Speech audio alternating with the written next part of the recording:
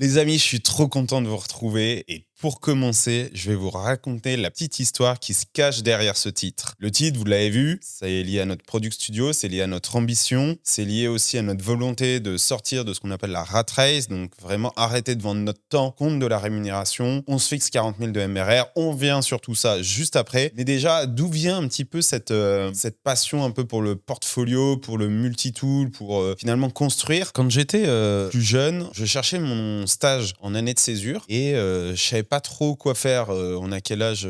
Donc 18 le bac, j'ai fait mon IUT, 20 ans, mon école. Et donc là, je devais avoir du coup 22 ans à peu près. Je viens pas d'une famille spécifiquement où j'ai été forcément aidé ou aiguillé sur quoi faire après. Donc vraiment, j'avais cette chance et en même temps, pas forcément aidé, mais en tout cas, je pouvais faire ce que je voulais. Mais j'avais pas non plus trop d'idées. Et en fait, je me suis posé cette simple question: qu'est-ce que je ferais si je n'avais pas besoin de travailler, si j'avais finalement 1 milliard sur mon compte bancaire? Et à cette époque, je me suis dit, putain, mais ce qui me plairait trop, ça serait d'investir cet argent dans des boîtes qui me font vibrer, dans lesquelles je crois. Et en fait, je suis parti comme ça, bien en tête avec ce constat. J'ai envoyé des CV pour travailler dans des fonds d'investissement plutôt à impact social, vraiment aller chercher soutenir des entreprises financièrement qui peuvent faire changer des choses, l'économie circulaire, le handicap, la réinsertion, etc. Pas forcément facile parce que j'avais pas fait une école qui était forcément la voie royale pour ça. Et je finis par trouver un stage en fonds d'investissement, impact social. Trop content. Pourquoi il nous raconte tout ça, ce mec? En fait, derrière, en fonds d'investissement, ce qui me passionnait, c'était vraiment de voir des business différents tous les jours, comprendre quels problèmes ils adressent, comment ils l'adressent, pour qui, comment ils arrivent sur le marché, donc ce qu'on appelle le go-to-market stratégie, le GTM. Et en fait, je crois que ça m'a jamais quitté. Et quand j'ai eu la chance de rejoindre l'équipe FIG,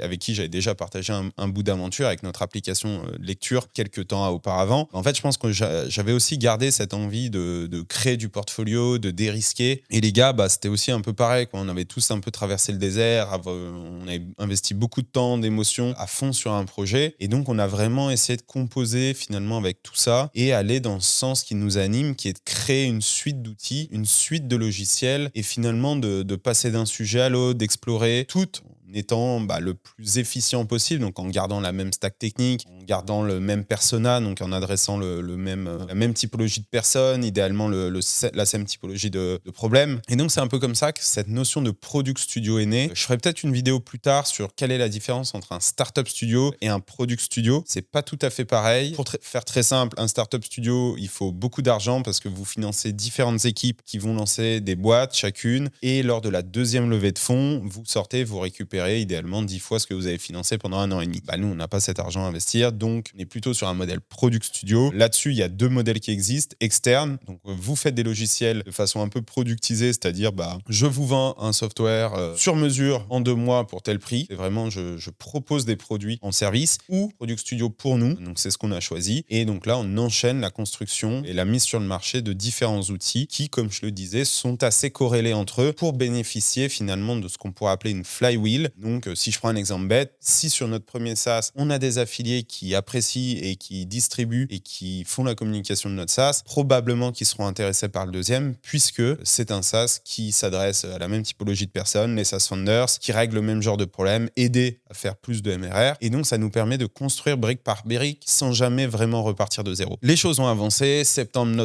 Novembre, notre premier SaaS. Là, à la fin du mois de juin, notre deuxième. Début juillet, le troisième. J'ai fait une vidéo dédiée à lancer un SaaS par mois à partir de juillet, un peu MeToo réalité. Je vous laisserai aller la retrouver sur notre chaîne ou peut-être elle sera en description, on n'en sait rien. Mais en tout cas, aujourd'hui, l'objectif, il est assez clair. Jusqu'à la fin de l'année, on va faire un SaaS par mois et on se donne 2 ans pour atteindre 40 000 € de MRR. D'ici 2 ans, on aura très probablement essayé 20-30 SaaS. Il faut savoir, moi je suis pas un très très grand fan de statistiques, mais ça nous aide à se rendre compte et ça nous permet d'écarter un peu les ovnis. La personne qui va faire 2 millions de MRR en 3 mois, franchement bravo à elle et c'est trop bien et je suis trop content pour elle, mais c'est pas forcément la réalité de tout à chacun qui va se lancer, malheureusement. Donc nous, on sait que le but, je l'ai expliqué dans la vidéo lancer un SaaS par mois, c'est de faire 1 € dans les 30 jours qui suivent la mise sur le marché de notre SaaS, puis de faire environ 850 € de MRR sous 9 mois, puis 8500 sous 18 mois. Si c'est pas exactement ça, c'est pas grave, mais c'est à peu près la direction. Et du coup, en termes de statistiques,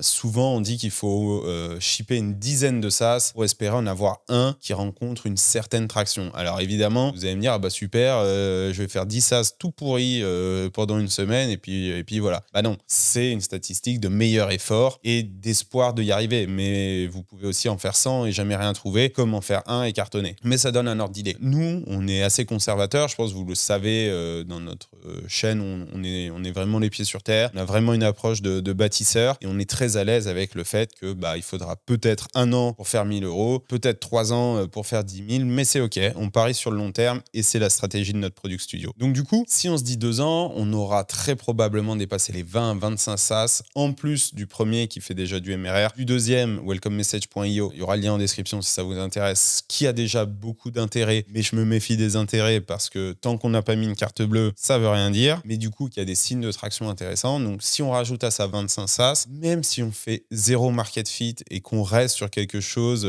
qui marchouille pas trop, un peu, qui fait 1 000 euros par mois, on se dit que probablement dans 2 ans, on fera 20-25 000 par mois et ça sera déjà génial parce que ça nous permettra de financer nos coûts fixes et une partie de nos salaires. On a des coûts fixes assez élevés puisqu'on a beaucoup de serveurs, beaucoup d'outils sur différentes choses. On est une équipe de 4-5, donc du coup, ça coûte un petit peu cher, mais on sait qu'à partir du moment où on franchit les 20 000, on peut ne plus dépendre du service et vraiment être totalement libre et se consacrer pleinement à nos SaaS. L'objectif, il est du coup assez simple. Juin 2026, 40 000 de MRR, sortie de la rat race et on fera une grosse stuff sur YouTube et on vous invitera tous et ça sera trop bien. Maintenant, l'idée, c'est que je ferai une autre vidéo sur finalement le... D'ailleurs, on en a fait un podcast, si ça vous un épisode de podcast si ça vous intéresse, le lien sera aussi dans la bio. Ce débat éternel entre être focus sur un SaaS ou du multi-SaaS. Comme je vous le disais en intro, on a ce truc de portfolio. Je pense que c'est lié au fait qu'on a connu le risque. On sait ce que c'est que d'être all-in sur quelque chose. Et même si probablement c'est une super chose parce que toutes les ressources sont concentrées sur un objectif, etc., le risque, il est énorme. Et pour plein d'autres raisons, parfois, c'est pas de votre faute. Contraintes réglementaires, écroulement de marché, Covid, tout se pète la gueule et vous avez tout perdu. Ça reste probablement une des meilleures voies pour aller construire des grosses entreprises. Mais comme vous l'avez compris, nous, avec notre Product Studio, on a vraiment une volonté de construire une suite d'outils. Même si aucun cartonne, on sera déjà assis sur un ensemble d'outils et donc extrêmement dérisqué puisque même si un ou deux se cassent la gueule, en fait, ça changera pas grand-chose. Et de faire beaucoup d'outils, ça multiplie quand même statistiquement le fait de finir par en trouver un qui cartonne. Et quand je dis statistiquement, c'est pas le loto. C'est juste qu'à force d'en lancer, on apprend de plus en plus. On apprend mieux le SEO, on apprend mieux l'affiliation, on apprend mieux les différents groupes, les communautés, on apprend mieux le copywriting, on apprend mieux à faire des listes. En fait, on parie aussi sur le fait qu'on n'est pas trop con, on espère en tout cas, et que à force de ship et d'apprendre et d'exécuter, eh bien, on finira par être un tout petit peu meilleur chaque jour. Et si vous avez regardé une ou deux de nos vidéos, vous savez qu'on est des gros fans des intérêts composés et on se dit, si on est 1% meilleur chaque mois, au bout d'un moment, on sera un peu bon et peut-être qu'un jour, on sera vraiment bon. Mais en tout cas, on se dit qu'au moins un peu bon, c'est cool. Et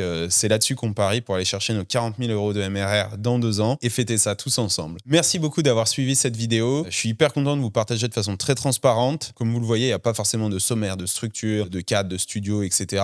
Pour tout vous dire, le micro est tenu par une chaise. Donc, on fait avec ce qu'on a, mais on le fait avec le cœur. On est hyper content. Si ça vous plaît et que vous voulez encourager et qu'on partage d'autres choses, vous pouvez demander en commentaire, dis-nous en plus sur ça ou ça. Venir en DM sur Twitter ou LinkedIn, c'est là où je réponds le plus pour qu'on discute de sujets. Et si je peux vous aider avec plaisir, d'ici là, n'hésitez pas à donner un peu de force. Ça fera trop plaisir à l'équipe, à la chaîne. Et ça nous donnera envie de build encore plus et de partager un peu plus. Donc, des likes, des commentaires, s'abonner à la chaîne. Je pense que vous suivez assez de personnes pour savoir la recette qui fait plaisir. Merci beaucoup et puis à très vite sur d'autres vidéos sur la chaîne.